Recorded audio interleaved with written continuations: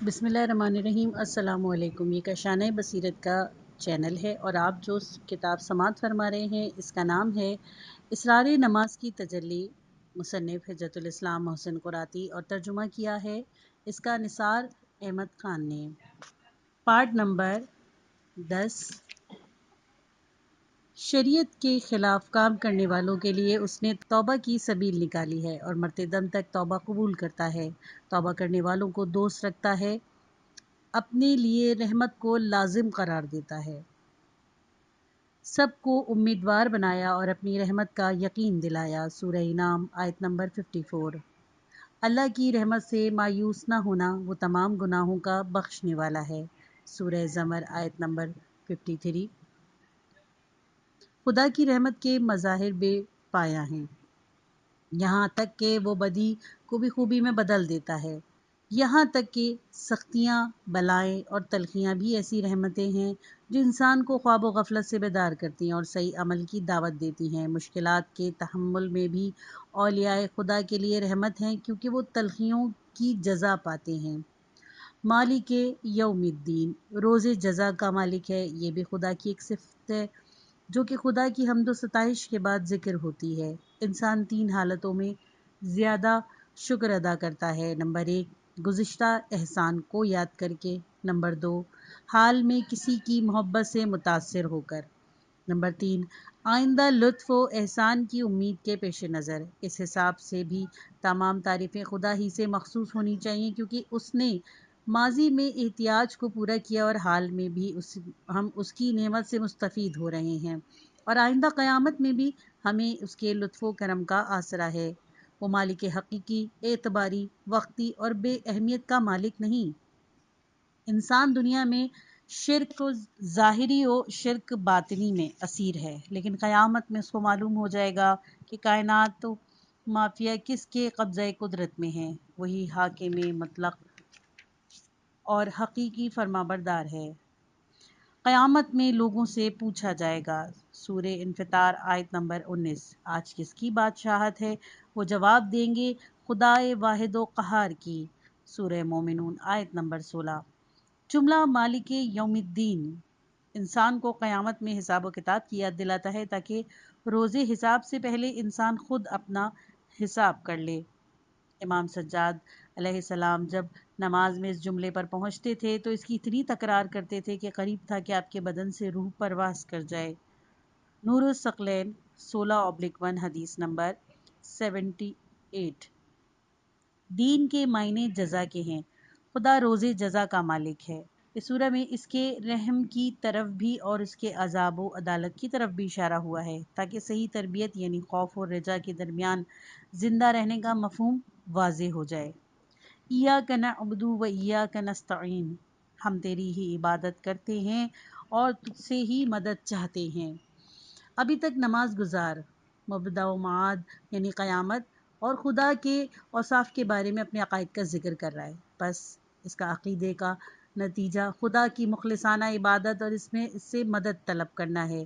نماز گزار اگر انتہا بھی ہو، تنہا بھی ہوتا ہے تو اس جملے کو بصورت جمع ہی استعمال کرتا ہے، تاکہ اپنی عبادت کرنے والوں کے زمرے میں شامل کر سکے۔ شاید اس کی ناقص عبادت و کامل اور خالص عبادت والوں کے ساتھ قبول ہو جائے۔ جمع کا استعمال یہ درج دیتا ہے کہ میں کو ہم ہو جانا چاہیے۔ عبادت کی بنیاد خصوصاً نماز کی جماعت پر استوار ہے، اور فرادہ و گوشہ نشینی والی عبادت کو کوئی اہمیت نہیں ہے۔ پرستش امداد طلبی کے ہمراہ ہوتی ہے، تاکہ بندگی کے ساتھ اس کی ہدایت طلب کرے اور فکری کجروی سے محفوظ رہے اور غرور و عجب، ریا و سستی میں گرفتار نہ ہو جائیں۔ اس سے مدد حاصل کرنا چاہیے، کیونکہ ایمان اور معرفت خدا توفیق ہی کی وجہ سے حاصل ہے۔ سحر کے وقت بیدار ہونا، وضو کرنا، چلنے اور کھڑا ہونے کی طاقت اسی کی عطا کی ہوئی ہے۔ ہماری نماز کے قبول یا غرور ریا سے نگہداری بھی اسی کے ہاتھوں میں ہے۔ ہماری عبادت سے دلچسپی بھی اسی کی رہین منت ہے۔ نماز گزار خدا کی عبادت کے لیے کھڑا ہوتا ہے اور اس عبادت سے خدا سے مدد بھی چاہتا ہے۔ عبادت صرف خدا کے لیے، نہ مشرق پرستی، نہ مغرب کی پوجا، اور نہ ہی زور و زر کی بندگی۔ نہ شہوت سے مغلوب، نہ شہرت کی طلب، نہ مال و اولاد اور عورت پہ فریفتہ۔ نماز کا یہ جملہ خدا کے علاوہ سب کی حاکمیت کی مذمت کرتا ہے، ہر قسم کی ذلت پذیری اور سبک و فانی چیزوں سے امداد طلب کرنے کی نفی کرتا ہے، اور نماز گزاروں کو خدا کی بندگی کے سائے میں عزت کا درس دیتا ہے تاکہ انسان خدا کے علاوہ کسی کی غلامی اختیار نہ کرے اور دوسروں کی دہشت و لالچ میں آ کر راہ خدا سے منحرف نہ ہو جائے۔ اہدنا الصراط المستقیم۔ حمد و ثنا اور اظہار بندگی و امداد و طلبی کے بعد خدا سے ہماری پہلی درخواست یہ ہے کہ ہمیں سیدھے راستے کی ہدایت فرما۔ زندگی کے فکری اور عملی مسائل و عقائد و موافق میں صحیح راستے کا پہچاننا بہت مشکل و دشوار ہے، اسی لیے ہم خدا سے صراط مستقیم کی ہدایت چاہتے ہیں۔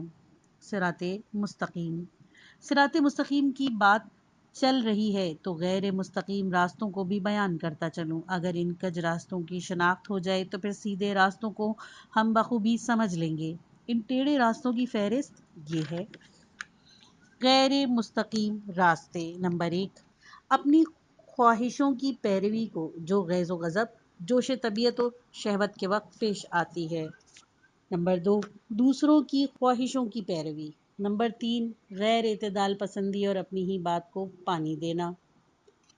نمبر 4، شیطانی وسوسوں اور اس کی جلوہ آرائیوں کا اتباع۔ نمبر 5، طاغوتیوں کا رستہ کہ لوگوں کو خوف و طمع دلا کر اس کی طرف کھینچتے ہیں۔ نمبر 6، دنیا طلبی کے انسان مال و مقام اور اس کی خوشنودی کی فکر میں پڑ جاتا ہے۔ نمبر 7، جس کی راہ میں برہان و منطق نہ ہو بلکہ اس کی بنیاد جھوٹی اور ناپائیدار ہوتی ہے۔ نمبر 8، جس راستے کو انسان بغیر غور و فکر اور مشورے و تجربے کے اختیار کرتا ہے۔ نمبر 9، جس راستے نے اپنے چلنے والوں کو موت کی نیند سلا دیا، مغضوب و گمراہ لوگوں کا راستہ۔ نمبر 10، شخصی خود رائی اور بری عادت کی پیروی۔ پس سیدھا راستہ کون سا ہے؟ خدا کا راستہ۔ سورہ ہود آیت نمبر 56، ان ربی علی صراط مستقیم۔ انبیاء علیہ السلام کا راستہ: بے شک آپ سیدھے راستے پر ہیں۔ سورہ زخرف آیت نمبر 43۔ عبادت و پرستش کا راستہ: اور میری عبادت کرو، یہی سیدھا راستہ ہے۔ سورہ یاسین آیت نمبر 62۔ معصوم رہبروں کا راستہ: امام صادق علیہ السلام فرماتے ہیں، قسم خدا کی ہم ہی صراط مستقیم ہیں۔ نور الثقلین 17/1۔ خدا کے قانون سے تمسک: اور جو خدا سے وابستہ ہو جاتا ہے سمجھ لو اس کی ہدایت کر دی گئی۔ سورہ آل عمران آیت نمبر 101۔ کچھ یاد دہانیاں۔ نمبر 1، زمانہ اور ماحول کے انقلاب اور اشخاص کی بنسبت سیدھے راستوں میں تفاوت ہو جاتا ہے۔ ایک جگہ سکوت ہے تو دوسری جگہ فریاد، کبھی انفاق مال ہے تو کہیں جان کی قربانی، کسی کے لیے حاصل کرنا ہے تو کسی کے لیے کام وغیرہ۔ البتہ ان باتوں کو دینی ذمہ داریوں اور اجتماعی مسئولیتوں سے بچانے کا ذریعہ بنا کر مفاد پرست نہیں بننا چاہیے۔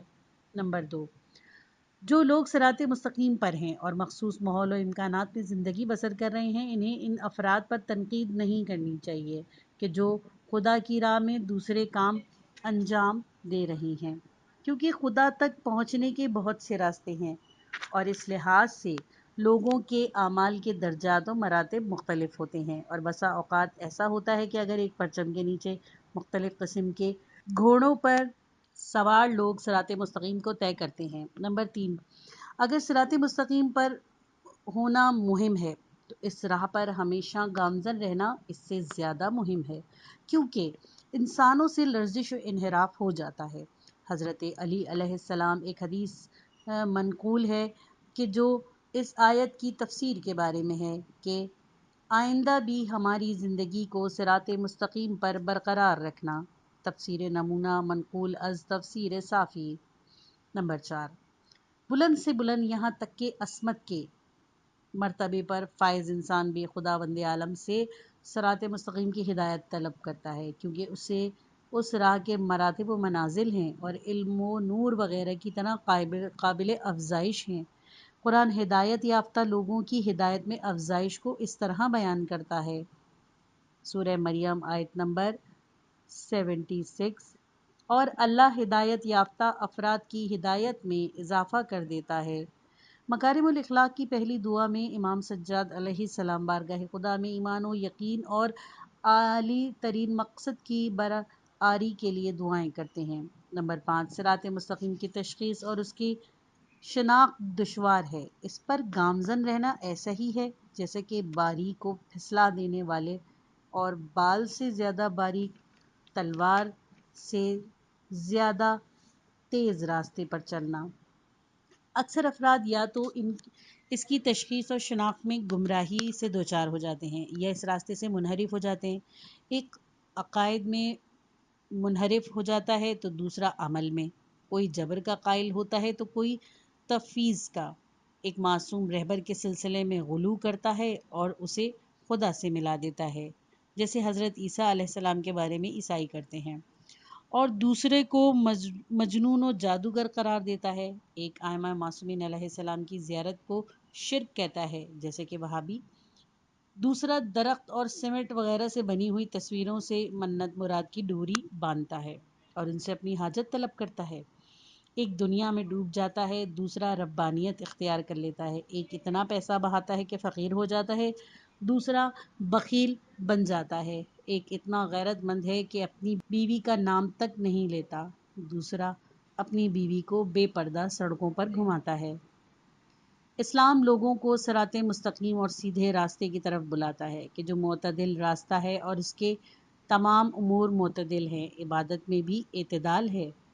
حدیث میں ایک باب بعنوان الاقتصاد فی العبادہ یعنی عبادت میں میانہ روی بیان ہوا ہے۔ صراط مستقیم روایت کی روح سے امام عسکری علیہ السلام نماز کے اس جملے کے متعلق فرماتے ہیں کہ نماز گزار اس جملے سے گزشتہ کی طرح آئندہ کے لیے بھی اطاعت و بندگی کی توفیق طلب کرتا ہے۔ صراط مستقیم وہ راستہ ہے جو کوتاہ فکری سے بلند اور غلو کی بے جا پرواز سے نیچے ہے۔ بہار 24/9۔ سیدھا راستہ وہ ہے کہ جو انسان کو خدا اور دین کی محبت کی طرف کھینچ لاتا ہے، ہوا پرستی سے روکتا ہے اور دین میں شخصی رائے دہی کو منع کرتا ہے۔ بہار 24/9۔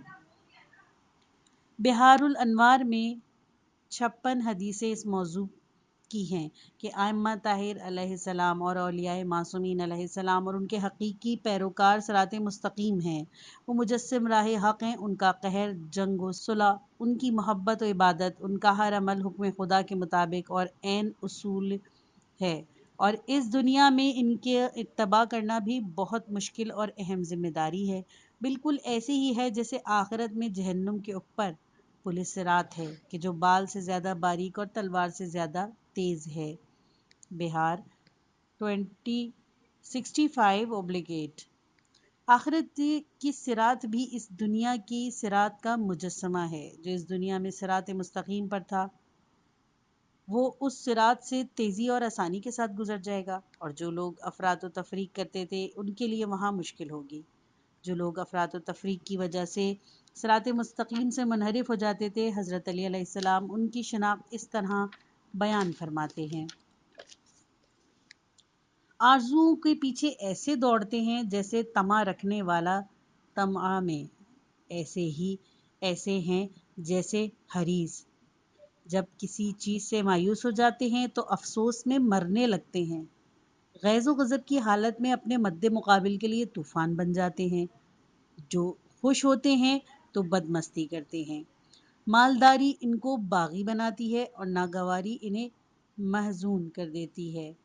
کسی بھی چیز کی کمی ان کے لیے نقصان دہ اور کسی بھی چیز کے لیے زیادتی ان کے لیے تباہی ساز ہے۔ نہج البلاغہ حکمت نمبر 108۔ جہالت کی وجہ سے وہ ایسے افراط و تفریط میں مبتلا ہوتے ہیں کہ حضرت صلی اللہ علیہ وآلہ وسلم ارشاد فرماتے ہیں، جاہل کو تم ہمیشہ افراط و تفریط میں ہی دیکھو گے۔ نہج البلاغہ حکمت نمبر 70۔ البتہ افراد و تفرید کی شناخت و تشخیص مشکل ہے، اور ہر ایک انسان اپنی روش کو عاقلانہ اور عادلانہ تصور کرتا ہے اور دوسرے کو افراط و تفرید میں مبتلا سمجھتا ہے، اس لیے خود بھی اس سے دوچار ہوتا ہے۔ لیکن اولیاء خدا اور مکتب انبیاء علیہ السلام کی تربیت یافتہ افراد قضاوت تک میں بھی حق کے مطابق عمل کرتے ہیں۔ افراط و تفرید کے نمونے۔ احادیث میں متعدد موارد صراط مستقیم سے انحراف کے بیان ہوئے ہیں۔ ہم یہاں پر اس کے چند نمونے کی طرف اشارہ کرتے ہیں۔ نمبر 1، حضرت علی علیہ السلام دوسروں کی ستائش کے بارے میں فرماتے ہیں، استحقاق سے زیادہ کسی کی ستائش کرنا چاپلوسی اور استحقاق سے کم حسد ہے۔ نہج البلاغہ سجی صالح حکمت نمبر 347۔ نمبر 2، زیادہ روی کی سرزش کے بارے میں فرماتے ہیں، زیادہ روی اور افراط میں بدبختی ہے اور یہ فساد کی آگ کو بھڑکاتی ہے۔ میزان الحکمت 546/8۔ نمبر 3، قرآن مجید میں انفاق کے معیار کے بارے میں فرماتے ہیں، خدا کے بندے انفاق کے وقت نہ تو اسراف کرتے ہیں اور نہ کنجوسی سے کام لیتے ہیں، بلکہ دونوں کے درمیان اوسط درجہ راستہ اختیار کرتے ہیں۔ سورہ فرقان آیت نمبر 67۔ ان لوگوں کے راستے کی ہدایت فرما جن پر تو نے نعمتیں نازل کی، صراط الذین انعمت علیہم۔ ہم لوگ جن لوگ کی راہ کو خدا سے طلب کرتے ہیں ان کی وضاحت و تشخیص اس آیت سے ہوتی ہے۔ ترجمہ: جو بھی اللہ اور رسول کی اطاعت کرے وہ ان لوگوں کے ساتھ رہے گا جن پر خدا کی نعمتیں نازل ہوتی ہیں، انبیاء علیہ السلام، صدیقین، شہداء اور صالحین، اور یہی لوگ بہترین رفقا ہیں۔ سورہ نساء آیت نمبر 69۔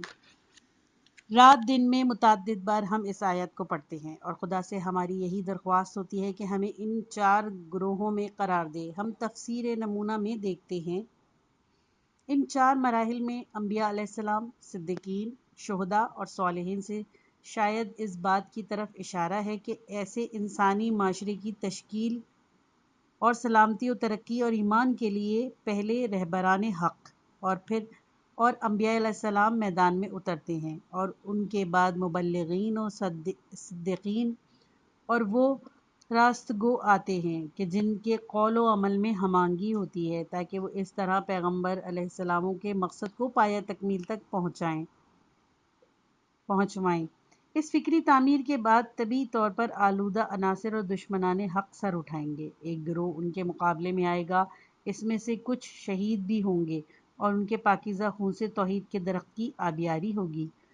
چوتھے مرحلے میں اس کوشش کا محصول صالح لوگوں کا وجود میں آنا، ایسے معاشرے کا وجود میں آنا جو پاک و شائستہ، معنویت و روحانیت سے لبریز ہو۔ تفسیر نمونہ جلد اول صفحہ نمبر 53۔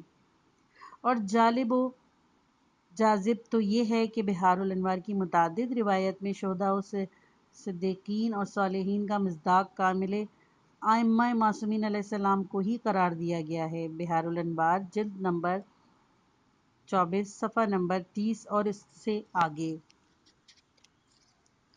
نماز میں یہ دعا کہ عمل اور فکر اور اخلاق میں ان 4 گروہوں کی پیروی طلب کرتا ہے۔ جو شخص لطف و کرم کا مورد قرار پائے وہ نہ ذلت قبول کرتا ہے اور نہ ہی ستمگاروں کی پشت پناہی کرتا ہے۔ حضرت موسیٰ علیہ السلام فرماتے ہیں، ترجمہ: پروردگار تو نے میری مدد کی، لہٰذا میں کبھی ستمگاروں کا مددگار نہیں بنوں گا۔ سورہ قصص آیت نمبر 17۔ یہیں سے نماز گزار انسان کا فکری و عملی نہج روشن ہو جاتا ہے اور وہ خداوند عالم سے ان سرفراز افراد کی راہ طلب کرتا ہے، نہ کہ ان کے رستے پر جن پر عذاب نازل ہوا جو بہکے ہوئے تھے، غیر المغضوب علیہم ولا الضالین۔ فرعون اور مغضوب طاقتوں کے راستے پر نہیں کہ جنہوں نے اپنا عہد پورا نہیں کیا اور سرکشی کی بدولت ہلاک ہو گئے۔ سورہ قصص آیت نمبر 3۔ قارون و سنگدل سرمایہ داروں کی راہ پر نہیں کہ جنہوں نے خدا کے بندوں کے مقابلے میں سرکشی کی اور قہر خدا سے دوچار ہوئے اور زمین ان کو نگل۔ سورہ قصص آیت نمبر 81۔ بے عمل اور دنیا پرست علماء کی راہ پر نہیں کہ جو خدا کو خشمناک کرتے ہیں۔ سورہ صف آیت نمبر 3۔ مغضوب لوگوں کی شناخت کے لیے تاریخ اور ان کے گزشتہ امتوں کے حالات کا مطالعہ کرنا چاہیے کہ جو قہر خدا سے دوچار ہوئیں اور ہلاکت اور عذاب میں مبتلا ہوئیں، جیسے قوم ہود علیہ السلام، قوم لوط علیہ السلام، اور طاغوت کے پیروکار منافقین اور قاتل افراد۔ آیت ہجر آیت نمبر 74۔ سورہ ہود آیت نمبر 59 اینڈ 60۔ سورہ فتح آیت نمبر 6۔ سورہ نساء 93 کی طرف رجوع کیا جائے۔ نماز گزار ایسے گروہ سے بیزاری کے ضمن میں خدا سے یہ دعا کرتا ہے کہ وہ ان کے راستے پر نہ چلے اور گمراہ لوگوں کا راستہ اختیار نہ کرے۔ جو لوگ فکر و عمل کے لحاظ سے گمراہ ہیں اور نیک افراد کے بارے میں شرک آلود عقائد رکھتے ہیں اور اس گمراہی میں تعصب اختیار کرتے ہیں، یہ بھی ضالین کا مصداق ہیں۔ سورہ حمد کا بیان یہاں ختم ہوتا ہے۔ یہ وہ سورہ ہے کہ جو حمد سے شروع ہوا اور استعانت و دعا پر تمام ہوا۔ یہ سورہ جو شفا بخش اور کتاب خدا کا دیباچہ ہے۔ سورہ توحید۔ بسم اللہ الرحمن الرحیم۔ قل هو اللہ احد اللہ الصمد لم یلد ولم یولد ولم یکن لہ کفوا احد۔ نماز میں سورہ حمد کے بعد اگرچہ کوئی بھی سورہ پڑھا جا سکتا ہے، لیکن اس سورہ کا پڑھنا زیادہ فضیلت رکھتا ہے، اور امام جماعت کے لیے بھی یہی مناسب ہے کہ وہ نمازیوں کی حالت کے پیش نظر چھوٹا سورہ پڑھیں، اور اس سورہ کا آغاز بھی نام خدا ہی سے ہوتا ہے، بسم اللہ۔ سورہ توبہ کے علاوہ تمام سورتوں کی ابتدا میں ہے، اور یہ بھی ہر ایک سورہ کی ایک آیت شمار ہوتی ہے۔ سورہ توبہ چونکہ کفار مشرکین سے برات و تنقید پر مشتمل ہے، اسی لیے اس میں بسم اللہ نہیں ہے، کیونکہ برات و بیزاری صفت رحمان کے ساتھ سازگار نہیں ہے۔ ہر ایک کام کا آغاز خدا کے نام سے ہے۔ ہر ایک کام کا محرک خدا کو قرار دینا چاہیے۔ ہر ایک کام کو خدائی رنگ دینا اسلام کی تہذیب میں شمار ہوتا ہے، اور ہر کام کا اختتام یاد خدا کے ساتھ ہونا چاہیے، یہاں تک کہ حیوان کو ذبح کرنے میں بھی بسم اللہ پڑھنا چاہیے۔ بسم اللہ کے بغیر ہر ایک کام ناقص ہے، اور کبھی تو خدا کو یاد نہ رکھنے سے ناخوشگوار حادثہ بھی پیش آ جاتا ہے۔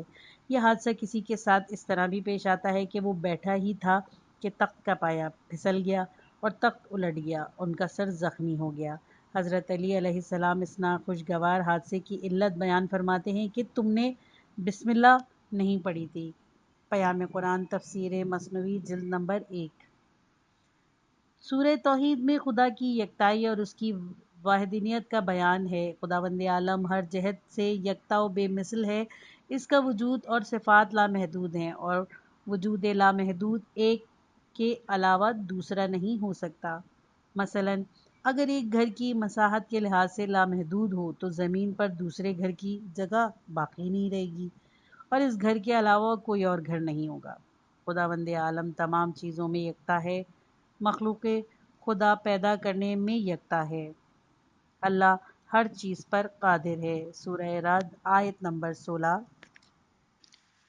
پرورش کرنے میں یکتا ہے، وہ ہر چیز کا پالنے والا ہے۔ سورہ انعام آیت نمبر 64۔ مالکیت میں یکتا ہے، اور زمین و آسمان کا مالک اللہ ہے۔ سورہ آل عمران آیت نمبر 89۔ حاکمیت میں یکتا ہے، حکومت صرف خدا کے لیے ہے۔ سورہ انعام آیت نمبر 57۔ فریاد رسی میں یکتا ہے، وہ کون ہے جو مضطر کی آواز کو سنتا ہے جب وہ فریاد کرتا ہے۔ سورہ نمل آیت نمبر 62۔ بے نیاز ہے، سب اس کے محتاج ہیں، سب کی نظریں اس کی طرف لگی ہوئی ہیں۔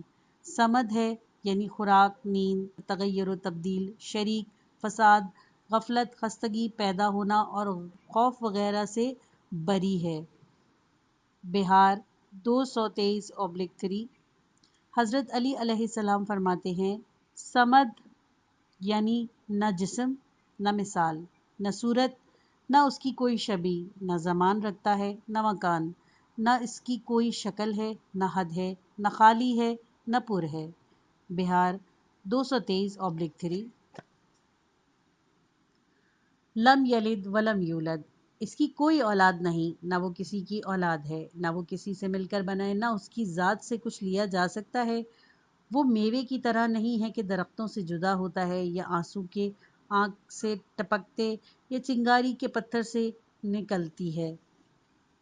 یہ جملہ یہودیوں اور مسیحیوں کے عقائد کی نفی کرتا ہے کہ یہ لوگ حضرت عیسیٰ علیہ السلام اور حضرت عزیز علیہ السلام کو خدا کا بیٹا قرار دیتے تھے۔ اس طرح مشرکین کے فرشتوں کو خدا کی بیٹی گردانتے تھے۔ وَلَمْ يَكُنْ لَهُ كُفُوًا أَحَدٌ اس کا کوئی کفو اور ہمسر نہیں، وہ ذات و صفات اور افعال میں اپنی مثال نہیں رکھتا۔ سورہ شعراء آیت نمبر 11 لیسا کمثلہ شیء قرأت کے وقت طمانینت حمد و سورہ پڑھتے وقت بدن کو ساکن بآرام ہونا چاہیے اور اسلام کے اس بین المللی زبان یعنی عربی کے کلمات تلفظ اس کی قرأت صحیح ہونی چاہیے۔ البتہ قرأت کا صحیح کرنا کچھ مشکل نہیں، بس تھوڑی سی ہمت درکار ہے۔ عربی قرآن و اسلام کی زبان ہے۔ جس طرح ایک پائلٹ دنیا کے کسی بھی ملک میں ہو جب وہاں سے اس کے ہوائی کنٹرول ٹاور سے رابطہ قائم کرتا ہے تو انگریزی زبان میں گفتگو کرتا ہے، اس طرح نماز بھی مومنین کے لیے معراج روحانی اور معنوی پرواز ہے، اور اس کے جملوں کے ذریعے گویا پیدا کرنے والے سے گفتگو کی جاتی ہے تو اس سے گفتگو کو صحیح عربی میں ادا ہونا چاہیے۔ نماز کے وقت حضور قلب اور فکر کو یکجا ہونا چاہیے۔ بہتر ہے کہ انسان کی نگاہ سجدگاہ پر رہے اور خضوع و خشوع قلب کے ساتھ نماز ادا کرے۔ قرآن ان مومنوں کا کامیاب و درسگاہ قرار دیتا ہے جن کی نماز میں خشوع ہوتا ہے۔ سورہ مومنون آیت نمبر 1 اور 2 یعنی جو خدا اور اس کی عظمت پر توجہ رکھتے ہیں اور ان کی روح و جسم اور اس کی عظمت کا اس پر اثر ہوتا ہے۔ رسول خدا صلی اللہ علیہ وآلہ وسلم نے ایک شخص کو دیکھا کہ وہ حالت نماز میں اپنی داڑھی سے کھیل رہا ہے۔ آپ نے فرمایا اگر اس کی توجہ نماز پر ہوتی اور خشوع قلب ہوتا تو اس طرح نماز نہ پڑھتا۔ بہار 228/84 نقل از میزان الحکمت البتہ نماز کی صحت و درستگی کا ایک حصہ حضور قلب اور خضوع میں بھی ہے اور دوسروں کے حقوق کی رعایت اپنی جگہ۔ حضرت علی علیہ السلام کمیل رضی اللہ عنہ سے فرماتے ہیں نماز پڑھتے وقت یہ دیکھو کہ کس لباس و مکان میں نماز پڑھ رہے ہو، اگر لباس و مکان حلال کمائی سے نہیں بنا ہے تو تمہاری نماز قبول نہیں ہوگی۔ بہار 230/81